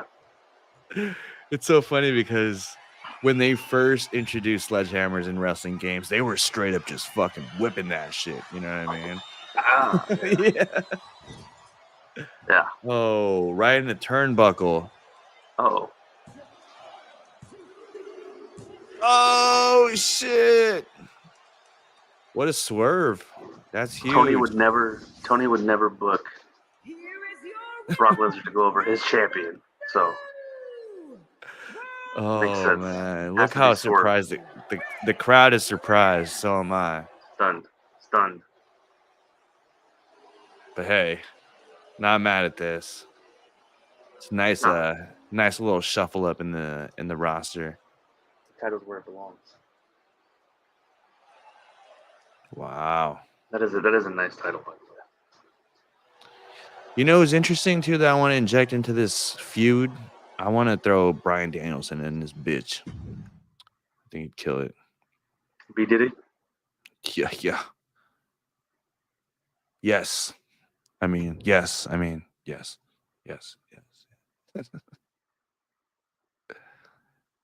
Yo, I want this match to start already because I don't believe it's real. This is going to be epic. This is an insane amount of talent right here. Yo. Star power. I'm glad Punk's in this because I wanted to talk to you about Punk. Oh, yeah. We got... Is he cleared to come back? What's going on with him? Yeah, we didn't get that. That was teased, and we never got that answer on Friday. I mean, all signs are pointing to Drew.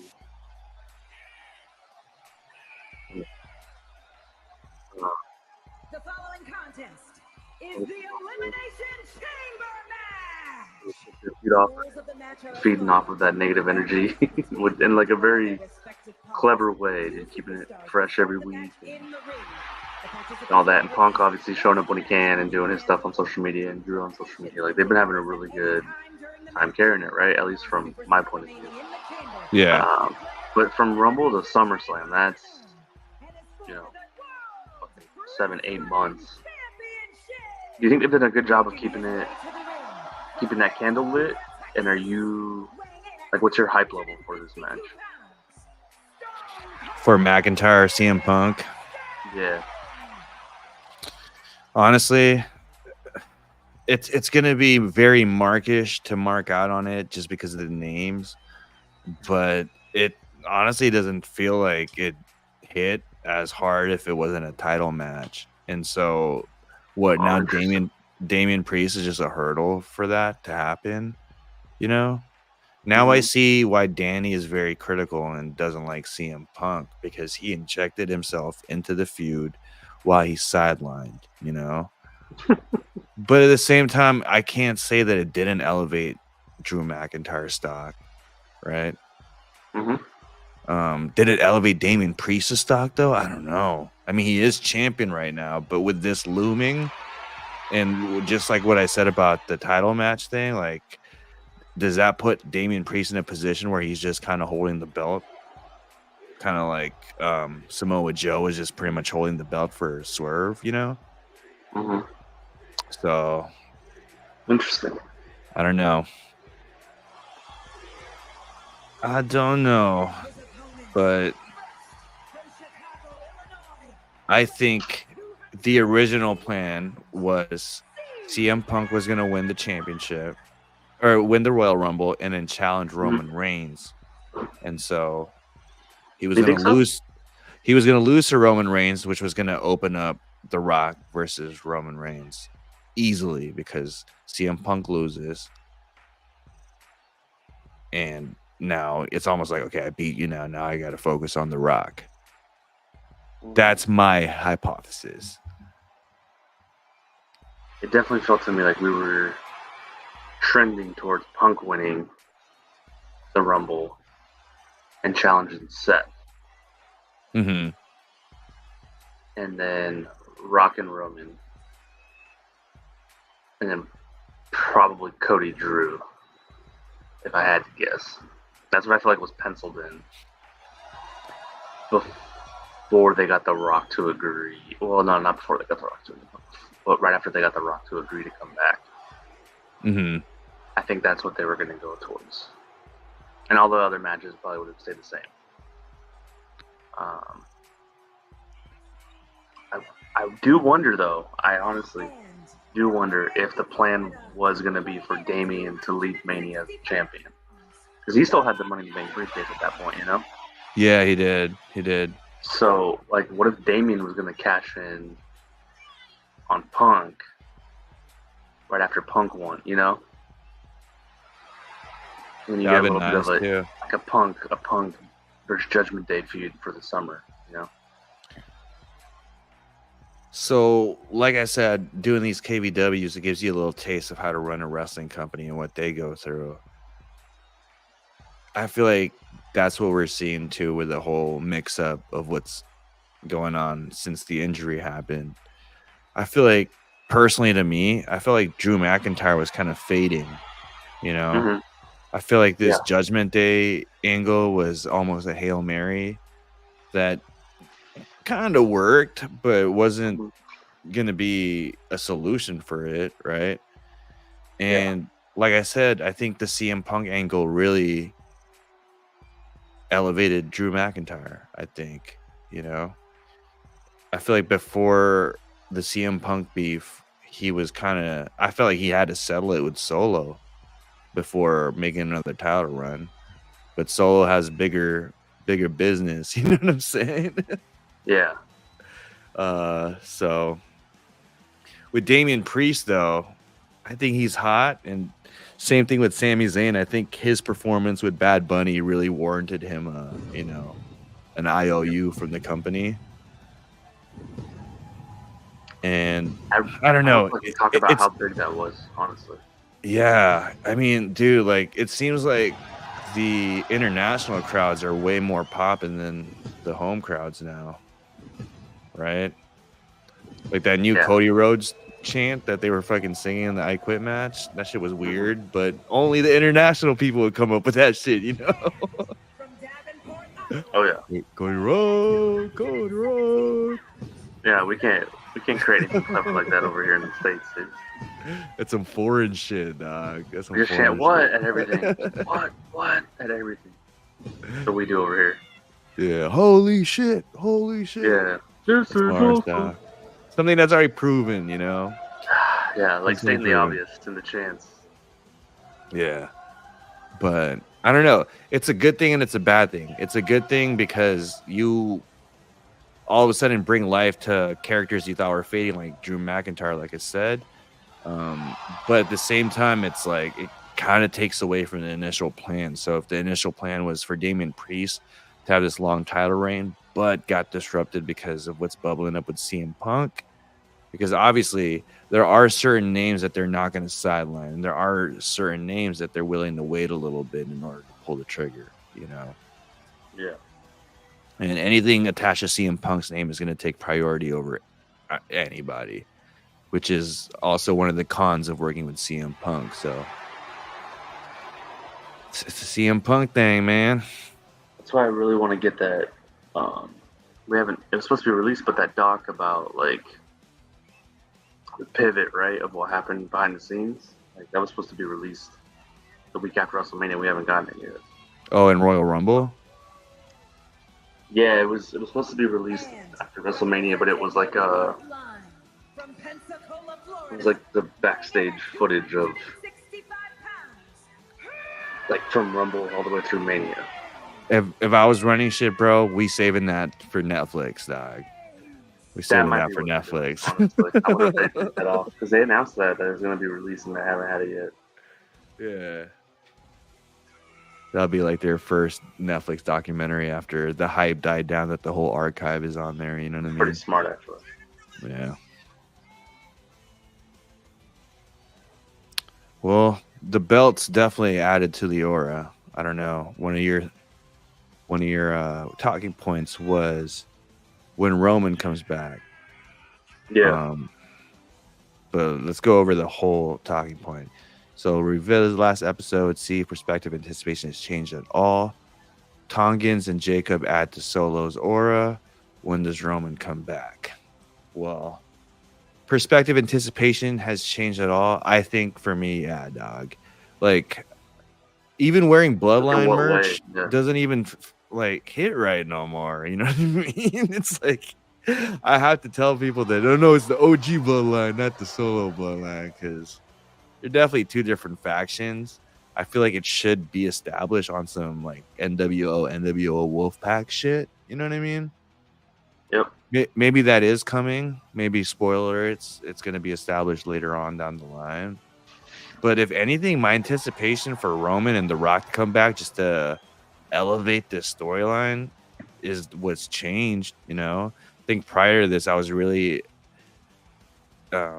excited to see what Solo would do with the spotlight on him. But after seeing what he's done, it's like I said, like I've been saying in these KVWs, it's like, oh, man, let's fast forward this shit, bruh. Like if this was in a When he comes back. Bloodline recap, you know what I mean? That 2-hour segment they had in YouTube, I'd fast forward this shit. Not gonna lie, you know what I mean? Yeah. This would be the part that you try to skip towards to get, until Roman's pop or when he comes back. But at the same time, you're right. You know what I mean? Like to lull it like this before the big before the grand finale, pretty smart. It's coming. Mm-hmm. It's coming. And bite the bullet, just invest some time in Solo. See what you can do with the, And I'm not going to give all the credit to the people in WWE, but it is brilliant to lull the storyline right as the contract is expiring and shifting, saving the exciting chapters for the Netflix deal. You know what I mean? Damn. Shout out to Jermaine, but Will Ospreay looking proper. I see what you did there. Yeah.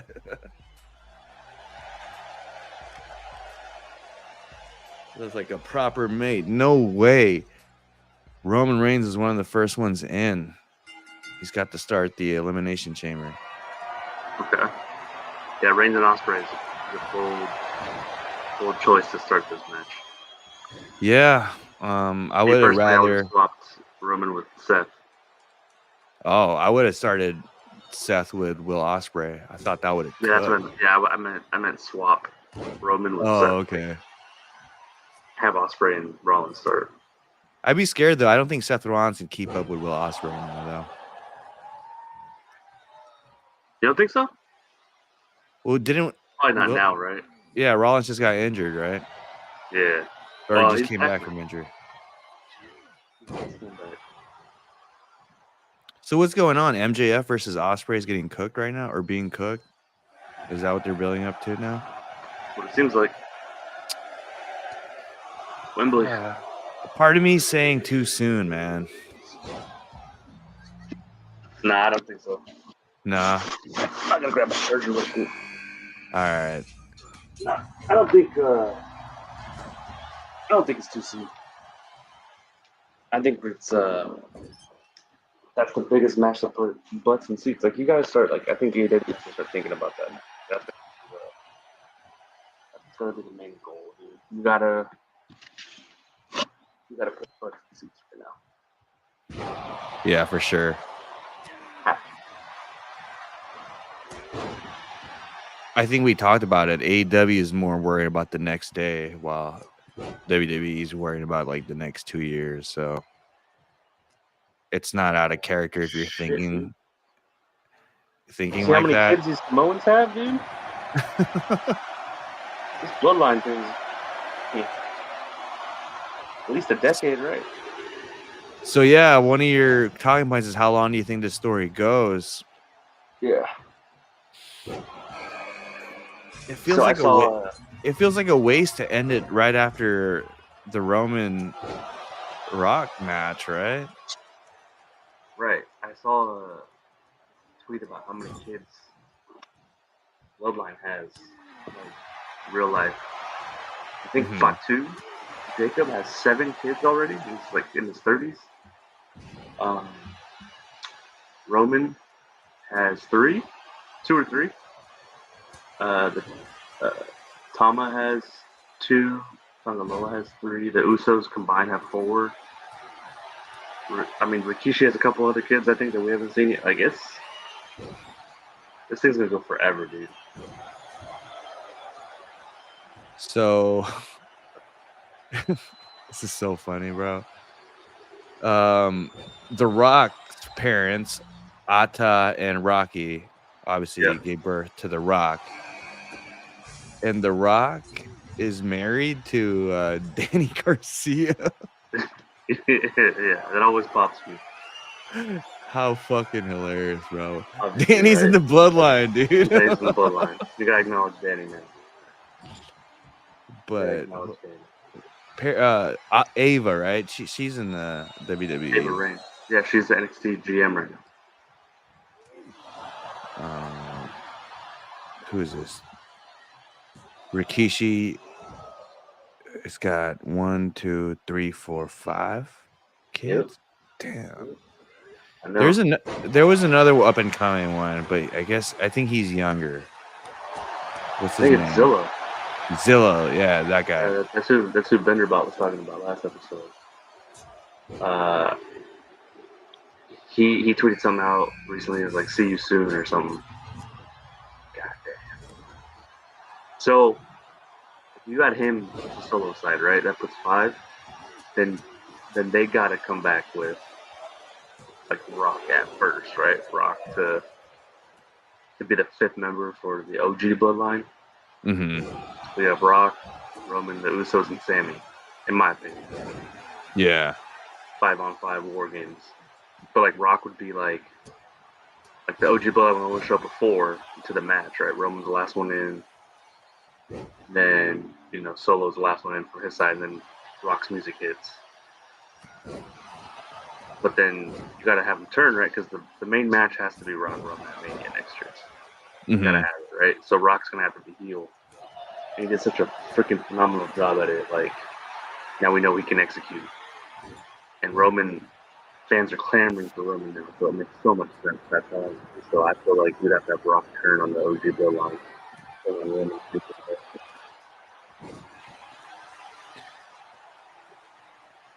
I think with all the kids that they have and that are teasing, I don't want to see this go on for like a year and a half or 2, and also runs the risk of like going on for too long, I think War Games is huge, and I feel like that'd be a window that if they miss, they take a big L on. So, like, to end it there? No, to do a OG bloodline versus a new bloodline. Oh, yeah. They definitely have to pull the trigger. I think Got November. And bro, arguably that'd be one of the Netflix probably biggest events. You know what I mean? As far as WWE, if they make it a live thing, since they're doing this whole live like event premiering shit now. I think the Jake Paul fight was supposed to be live. A lot of the comedy specials are premiering live now, so I think this would rank up there, which would really bring respect to the WWE name as a market. And Yeah, I think even see the thing about the bloodline stuff is as a creative, the fans are almost giving you different angles and different ideas that you could later on keep in your back pocket, you know? So I think they have a handful of ways to execute this that will make it a masterpiece. But at the same time, it's like if you string it along too long, then it might ruin the grand finale, or certain shit. Like even this bloodline stuff with Solo, I feel like is a really fragile risk because it could potentially ruin some key, you know what I mean, key figures Yeah. in the drama, you know? Okay. Like I don't know what long-term plan they have with Solo right now, but as an audience member, like they definitely are playing with my perspective on Solo's ago. So that's what I think about that. But yeah, man, I'm all for the change up of The Rock acting like a baby face, acting like he's bloodline and changing it up on him. And I think that reintroducing Sammy into the bloodline storyline not only oh shit, not I'm only scared. helps Sammy again, but also helps the bloodline. Oh shit, he kicked out. Like that's weird. Keep Osprey down. Yo, The Rock versus Stone Cold though. Nice kick out. Classic. Brings back all the memories.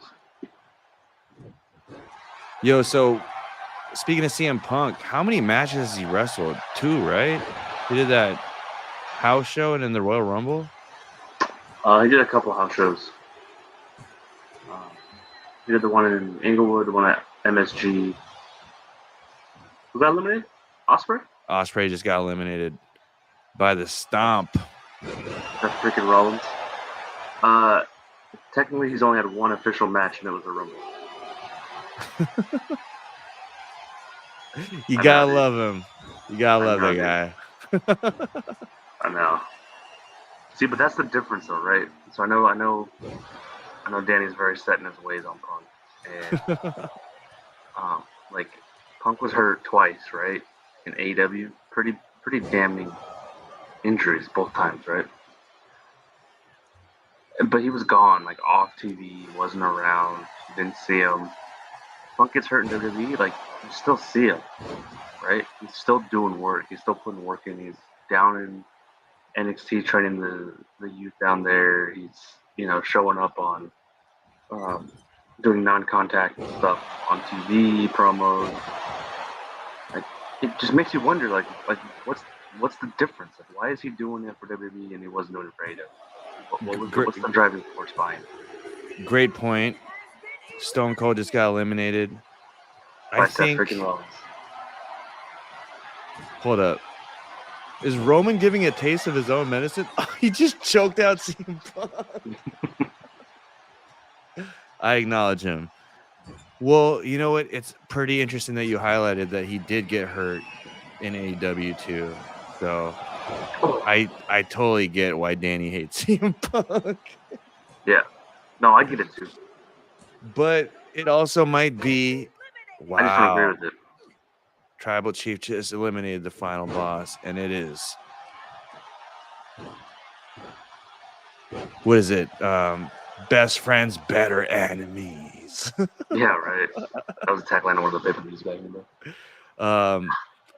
The thing I was saying about Tony Khan not knowing how to handle talent, you know, how he's handling Ricky Stark, I think, is a reflection of how he didn't know how to still use CM Punk without having him perform in matches.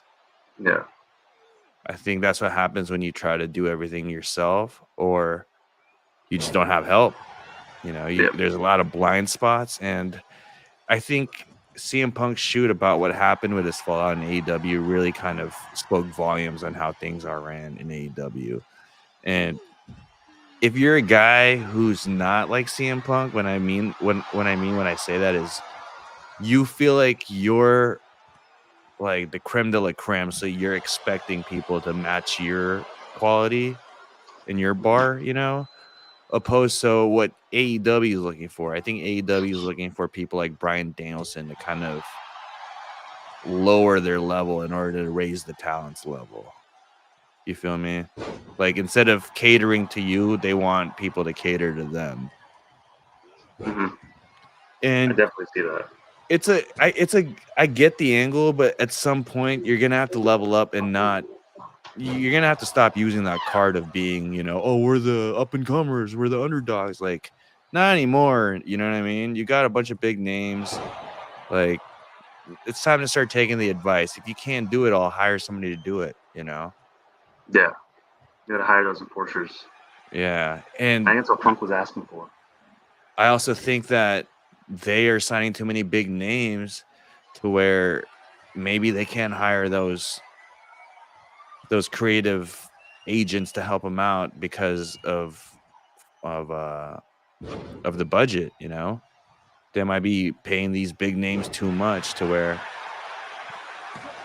they're out of money to pay these creative agents, these writers, or these coaches, or these trainers to help them out. So Yeah, that's a good point. yeah, where I think that's why I think Shane McMahon would help out. Oh, No fucking way. Yeah, no, sell that shit, Tribal Chief. stop fucking up. You gotta pin him there. What are we doing? Oh damn, he's fucking up Roman. Nah, he ain't gonna lose to no. Dude. Ain't no power bomb, dog. Is that Solo with a? Is that Solo with metal with a fucking wire cutter?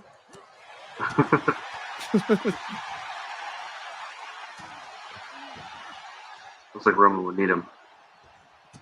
Yeah, Roman definitely needs him right now. Seth looks like he's a fresh wrestler right now, bro. No. Uh-oh. It's for the first KVW WWF title. No way. Should turn the stream off and run that back, bro. That ain't real. I'm just unplug the controllers, bro.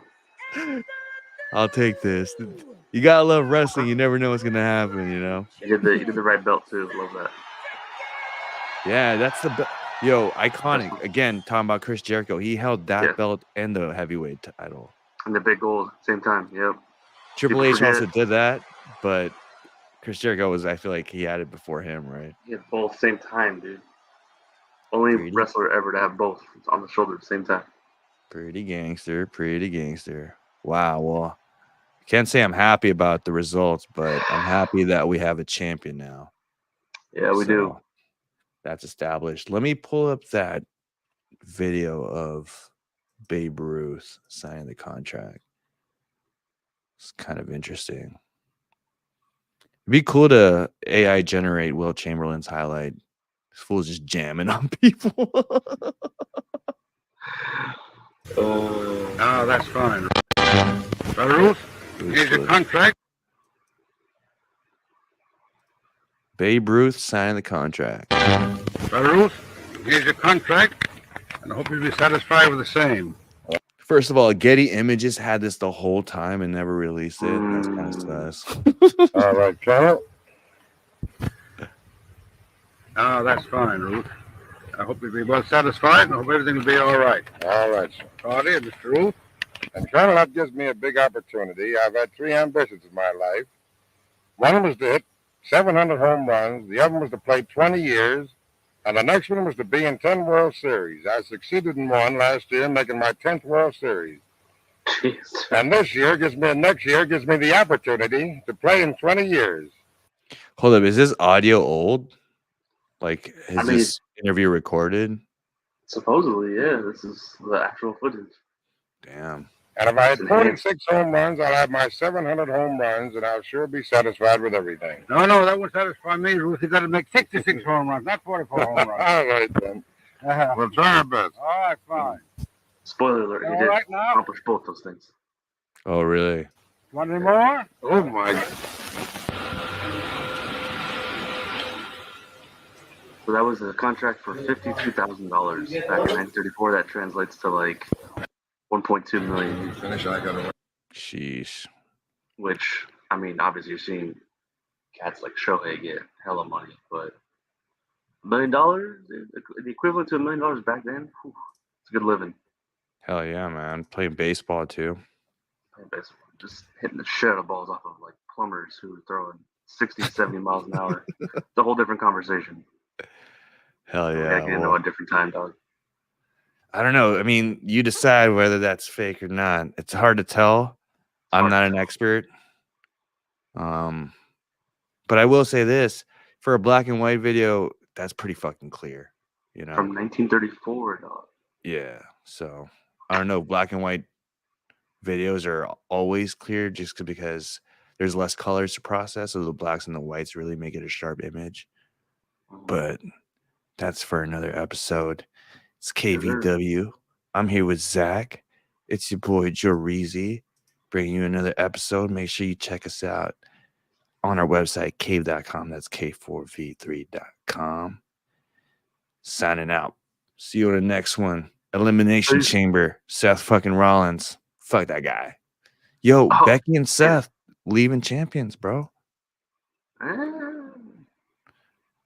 don't like Seth Rollins, but low key, those two are one of my favorite wrestling couples in the game. Yeah. Yeah.